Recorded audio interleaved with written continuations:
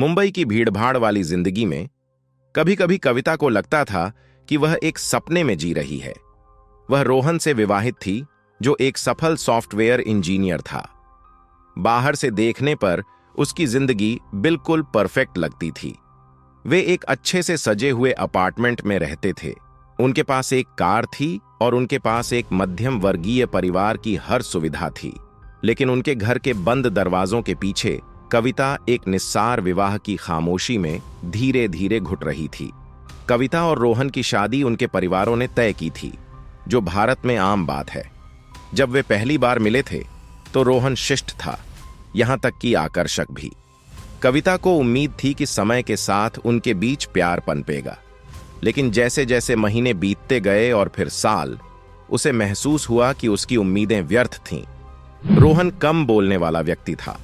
वह सुबह जल्दी काम पर निकल जाता, कविता की उपस्थिति का शायद ही कोई संज्ञान लेता और रात में देर से लौटता, अक्सर थका हुआ। उनकी बातचीत बस बिल, किराने का सामान और कभी कभार होने वाले पारिवारिक आयोजनों तक सीमित थी। कविता जिस गर्मजोशी और स्नेह की चाहत रखती थी, वह कहीं नजर नहीं आता था। ऐसा नहीं था कि रोहन क्रूर था या कठोर, वह बस उदासीन सा लगता था। शुरुआत में कविता ने कोशिश की कि सब ठीक हो जाए। उसने उसके पसंदीदा व्यंजन बनाए, उन साड़ियों में सजती संवरती जिन्हें उसने कभी सराहा था, और यहां तक कि उसके दिन के बारे में बातचीत करने की कोशिश भी की। लेकिन रोहन की प्रतिक्रियाएं हमेशा दूर और अन्यमनस्क लगतीं, जैसे उसका दिमाग कहीं और हो। समय के साथ कविता के पति के साथ जुड़ने के सभी प्रयास व्यर्थ महसूस होने लगे और वह खुद में सिमटने लगी। अकेलापन उसे अंदर ही अंदर खाता गया। दिन में कविता खुद को घर के कामों में व्यस्त रखती, लेकिन शामें सबसे कठिन होती थीं। जब वह अपनी बिल्डिंग के अन्य जोड़ों को हंसी मजाक और स्नेह साझा करते देखती तो उसके दिल में एक टीस उठती। उसकी शादी ऐसी क्यों नहीं हो सकती थी? उसके साथ क्या गलत था? कविता का आत्मसम्मान धीरे धीरे टूटने लगा। वह खुद को उनके बीच की इस भावनात्मक दूरी के लिए दोषी ठहराने लगी। शायद वह इतनी सुंदर नहीं थी, या शायद उसमें वो गुण नहीं थे जो रोहन को उससे प्यार करने पर मजबूर कर सकते। ये ख्याल उसे सताते, उसे उदासी और निराशा के गहरे दलदल में धकेल देते। उसने अपनी दोस्त प्रिया से अपने दिल की बात कही, जिसने उसके स्वभाव में बदलाव को नोटिस किया था। कविता, इसमें तुम्हारी कोई गलती नहीं है, प्रिया ने एक दिन चाय के कप के साथ उसे दिलासा देते हुए कहा। तुमने जितना कर सकती थी किया। कभी कभी लोग बस प्यार दिखाना नहीं जानते, या उन्हें यह एहसास नहीं होता कि उनके पास क्या है जब तक वो चला नहीं जाता।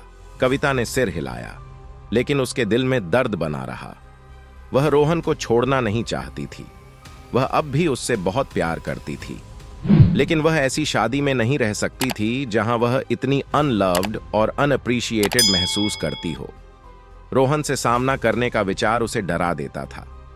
क्या होगा अगर उसने स्वीकार कर लिया कि वह उससे प्यार नहीं करता? क्या होगा अगर वह तलाक चाहता हो? एक शाम जब रोहन सोफे पर बैठा अपने लैपटॉप में मग्न था, तो कविता ने अपनी सारी हिम्मत जुटाई। वह उसके पास बैठी और धीरे से उसका हाथ पकड़ लिया। रोहन, क्या हम बात कर सकते हैं? उसने कांपती हुई आवाज में पूछा। रोहन ने उसके स्वर से चौंक कर ऊपर देखा। उसने अपना लैपटॉप बंद किया और उसकी तरफ मुड़ गया। क्या बात है? उसने पूछा। उसका चेहरा भावहीन था। कविता ने गहरी सांस ली। मुझे लगता है कि तुम मुझसे प्यार नहीं करते, उसने धीरे से कहा।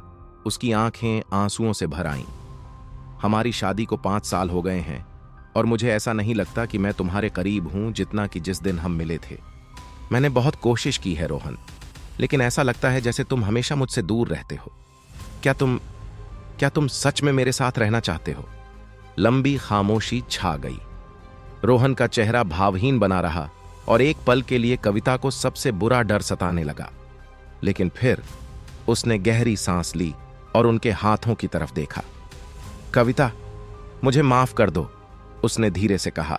मेरा इरादा तुम्हें चोट पहुंचाने का नहीं था। मैं नहीं जानता कि प्यार कैसे दिखाया जाता है। मैं हमेशा अपने काम पर, हमारे लिए सुविधाएं जुटाने पर ध्यान देता रहा और मैंने सोचा कि इतना काफी है। लेकिन अब मुझे एहसास हो रहा है कि कि ये पर्याप्त नहीं है।